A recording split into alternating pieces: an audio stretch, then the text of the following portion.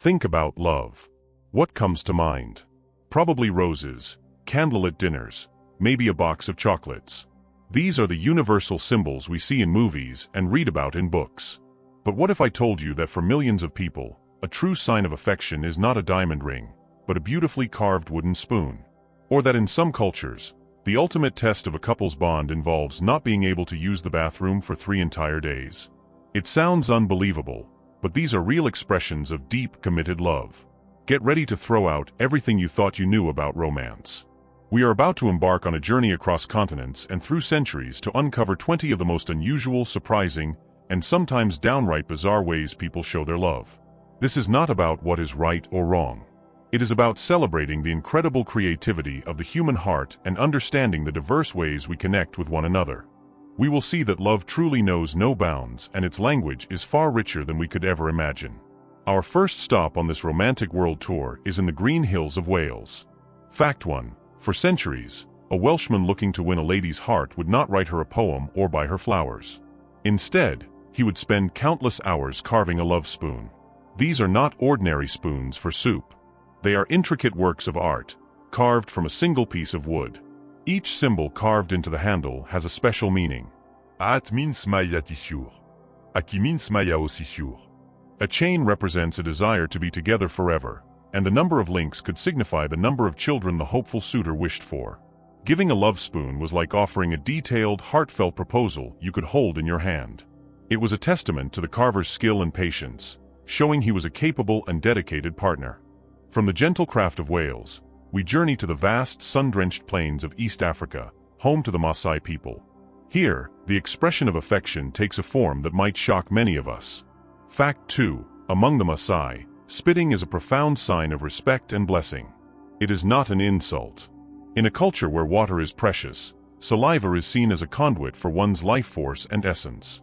When a baby is born, elders will spit on the infant to wish it a long and healthy life. And in the context of love and marriage, when a father gives his daughter away, he will spit on her head and chest as a blessing for her new life. It is a deeply symbolic act, transferring his paternal blessing and good fortune to his child as she begins her own family. It is a gesture that says, "I give you my very essence for your future happiness." Now let's fly north to the rugged landscapes of Scotland, where love is proven not with gentle blessings, but with a trial by goo.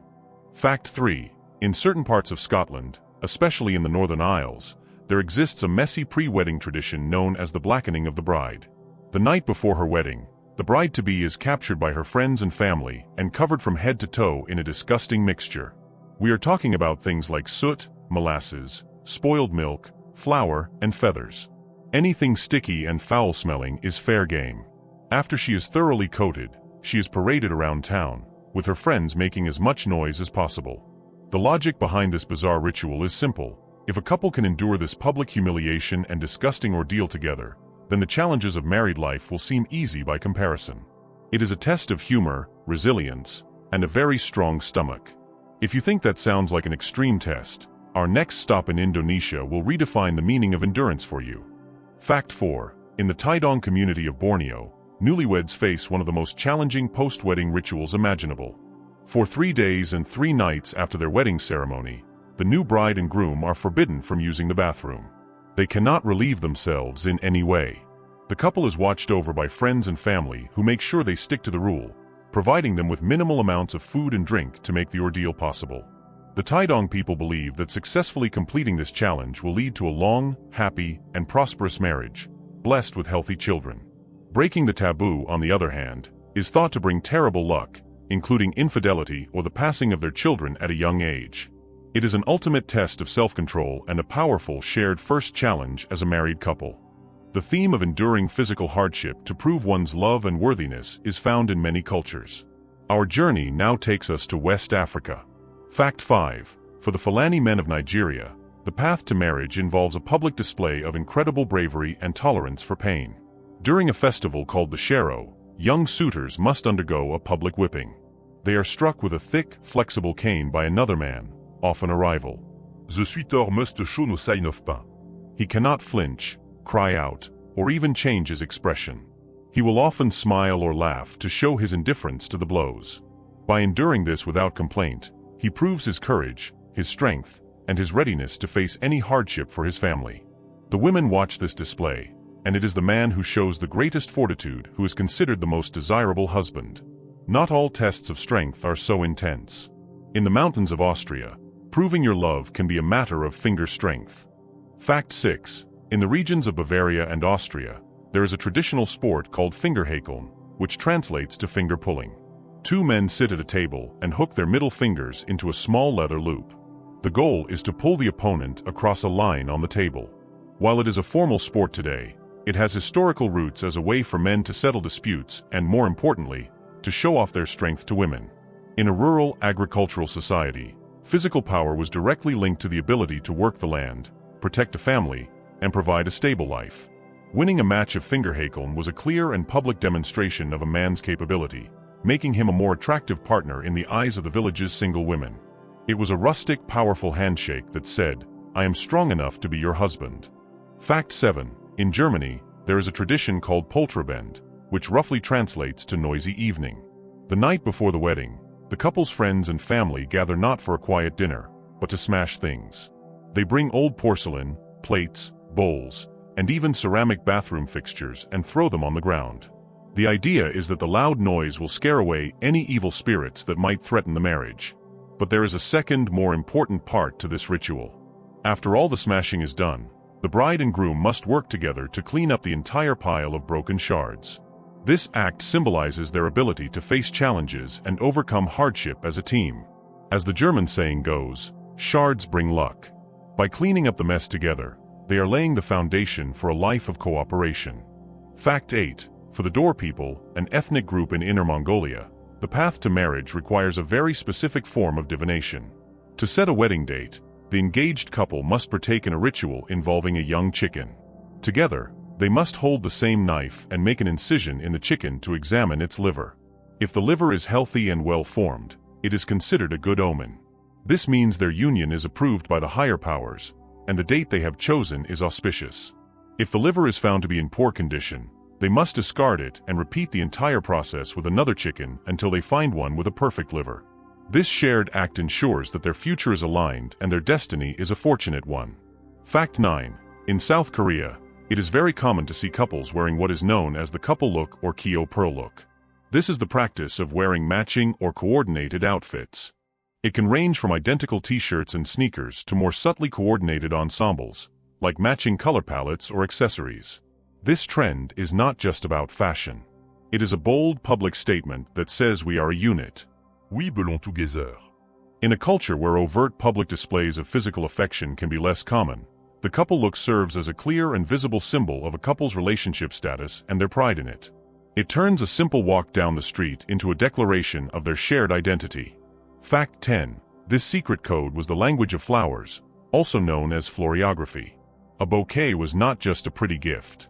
It was a carefully constructed message. Every single flower, and even its color, had a specific, widely understood meaning.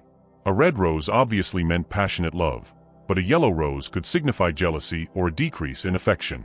A simple dandelion represented faithfulness, while a sprig of lavender meant devotion and loyalty. A suitor could ask a question with one bouquet, and a lady could answer with another. The way the bouquet was presented also mattered. Accepting it with the right hand meant yes, while the left hand meant no. This silent language allowed lovers to communicate their deepest feelings without saying a single word, navigating the strict rules of courtship with grace and secrecy. Fact 11. The tradition is called lu pot de chamber, which literally translates to the chamber pot. Historically, after the wedding reception, the guests would take all the leftover food and drink, mix it into a chamber pot, and then hunt down the newlyweds. They would then make the couple consume this strange concoction. The purpose of this messy brew was to give the bride and groom a jolt of energy and strength for their wedding night after a long day of festivities. It was a chaotic and communal way of wishing them well. Thankfully, the modern version is far more symbolic and hygienic. Today, the mixture is usually something delicious like chocolate, bananas, and champagne, but for the sake of tradition and a good laugh, it is often still served in a new, clean, toilet-shaped bowl. Fact 12. In Denmark, if a person is still unmarried when they turn 25, they are in for a unique surprise from their friends and family. The tradition dictates that the birthday person be ambushed and doused in cinnamon. We are not talking about a light sprinkle on a pastry. We are talking about a full-on head-to-toe coating of the spice, sometimes mixed with water to make sure it really sticks. This ritual is said to be a humorous nod to the spice traders of centuries past, who were often so busy traveling for work that they remained bachelors. It is a playful, if slightly messy, nudge from loved ones about settling down. And the tradition escalates. If you are still single at 30, the cinnamon gets upgraded to pepper. It is a loving, community-enforced joke, all in the name of encouraging you to find a partner. Fact 13. In Finland, Valentine's Day is not primarily a romantic holiday. It is called Ystävänpäivä, which translates to Friends' Day. On this day, the focus is not on passionate romance, but on celebrating friendship and platonic love. People give cards and small gifts to their friends, neighbors, and family members. It is a wonderfully inclusive tradition. You do not need a romantic partner to feel the love on this day. It is a powerful reminder that the connections we have with our friends are just as vital and worthy of celebration as romantic bonds. It's a day for everyone. Fact 14. For centuries in Japan, a custom known as ohaguro was considered the height of beauty and sophistication. This was the practice of dyeing one's teeth black. It was practiced mainly by married women and members of the aristocracy. The pitch-black lacquer was seen as exquisitely beautiful, contrasting with a white face paint. But it was also a powerful symbol. Black is a color of permanence in Japan, and blackening one's teeth signaled a woman's unwavering commitment to her husband. It was a permanent cosmetic choice that said, "I am no longer available. My loyalty is forever." It also had a practical benefit, as the lacquer helped protect teeth from decay. Fact 15. For the Tujia people of China, there is a fascinating pre-wedding ritual that begins a full month before the ceremony. The bride must start crying. For about an hour each day, she cries in a designated location. 10 days into this ritual, her mother joins her. 10 days after that, her grandmother joins the chorus of tears. And eventually, all the female relatives in her family are crying alongside her. This is not a sign of sadness or a forced marriage. It is a carefully orchestrated and artistic expression of love for her family. The tears represent her sorrow at leaving the home she grew up in and the family that raised her. It is also seen as a display of filial piety and a testament to the deep bonds she shares with her female relatives. Fact 16. The most precious and revered gift in Fijian culture is the tabua, which is a polished tooth from a sperm whale. These are not just objects. They are considered to be full of spiritual power, or mana. A tabua is the ultimate symbol of respect and sincerity. To ask for a woman's hand in marriage, a man must present her father with a tabua. It is a gesture that says, "My intentions are serious, and I hold your family in the highest esteem." They are also used to settle major disputes or to ask for a significant favor. To give a tabua is to give a piece of your soul, a sacred promise that cannot be broken. Fact 17. In the Krung ethnic group in Cambodia, parents take a unique and trusting approach to their daughters' romantic lives. When a girl reaches her teenage years, her father will build a small, simple hut for her, separate from the main family house. These are known as love huts. This hut is a private space where she is allowed to receive and entertain male suitors. She can spend time talking with them, getting to know their personalities and characters away from the prying eyes and ears of the rest of the village. The tradition empowers the young woman to make her own informed decision about who she wants to marry, based on genuine connection rather than a formal arrangement. It is a system built on trust, respect, and a young woman's agency. Fact 18. This tradition is known as jumping the broom.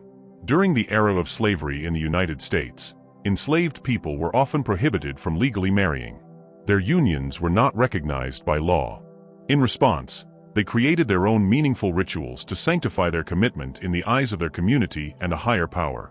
Jumping over a broomstick, often held by two elders, became the central act of this ceremony. The broom itself held rich symbolism. It represented the sweeping away of the old and the beginning of a new life together. The jump itself was a leap of faith into a new future as husband and wife. Today, many African American couples have revived this tradition in their weddings as a beautiful and poignant way to honor their ancestors and celebrate the resilience of their heritage. Fact 19. The Kickapoo people of Mexico have developed one of the most romantic and secretive forms of communication imaginable, a whistling language used exclusively for courtship. When a young man is interested in a young woman, he does not shout her name across the village. Instead, he creates a unique whistle, a personal melody. He will whistle this tune near her home, and if she is interested, she will learn to recognize his call. They can then develop a more complex series of whistles, creating their own private language. This allows them to communicate across distances, arrange secret meetings, and express their feelings, all without anyone else understanding their conversation. It is an incredibly intimate code, a song that belongs only to the two of them. Fact 20. Among the nomadic Wodabe people, the annual Jirwul festival is the most important event of the year. And at its heart is a beauty contest, but it is not the women who are competing. It is the men. 4 hours, sometimes days, the young men of the tribe will prepare. They paint their faces with red clay and yellow ochre, use black coal to make their eyes and teeth appear whiter, and wear elaborate costumes with ostrich plumes to make themselves look taller. Then they line up, shoulder to shoulder, and perform a mesmerizing dance, chanting, and contorting their faces to show off their best features. And who are the judges of this elaborate display? The women. The young women of the tribe watch the performance carefully and will choose the man they find most beautiful. This choice can lead to a night of intimacy or even a marriage. It is a culture where female gaze and choice are supreme, and a man's path to romance is paved with makeup and a dazzling smile. So what can we take away from this global tour of love? We have seen that love can be messy, painful, loud, quiet, and profoundly beautiful in its strangeness. From the brave leap over a broomstick to the shared examination of a chicken's liver, each tradition is a unique thread in the rich tapestry of human connection. They teach us that there is no single right way to love, only sincere ways. We hope this journey has opened your mind and your heart to the incredible diversity of affection around the world. If you found these stories as fascinating as we did, please show your appreciation by hitting that like button and subscribing to our channel for more explorations into the amazing ways of humankind. And now we turn the question to you. What is the most unusual tradition for showing love that you have ever heard of? Is there a special custom from your own culture that the world should know about? Share your stories in the comments below. We would love to read them.